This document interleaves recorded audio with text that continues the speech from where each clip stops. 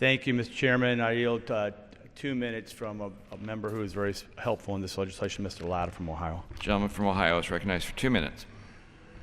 Thank you very much. I thank the chairman for yielding.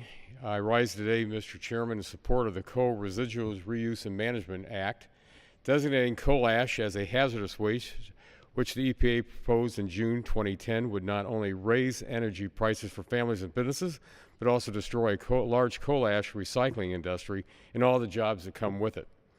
H.R. 2218 will protect these jobs by setting minimum standards for the states will be charged with implementing and by providing regulatory certainty that has ceased to exist within the coal ash industry since 2009.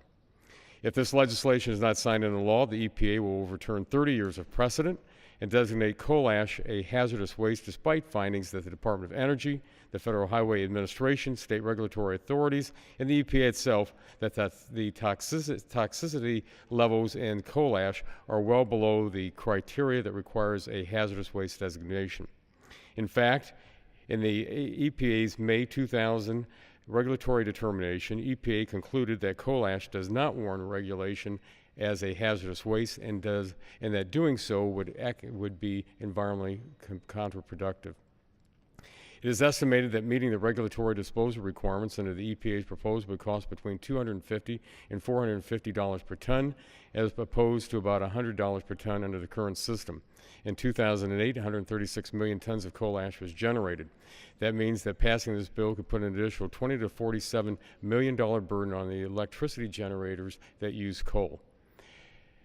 Energy costs aside, about 45% of coal ash generated is recycled, being used as an additive in cement, concrete, wallboard, roofing materials, road-based fill materials, and snow and ice control. Designating coal ash as a hazardous waste could halt these beneficial uses, which the EPA estimates will lead to $16.7 million in increased costs per year.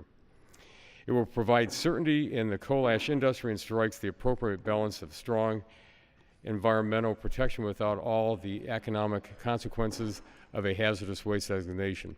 I urge support of the legislation, and I yield back. Gentleman from California.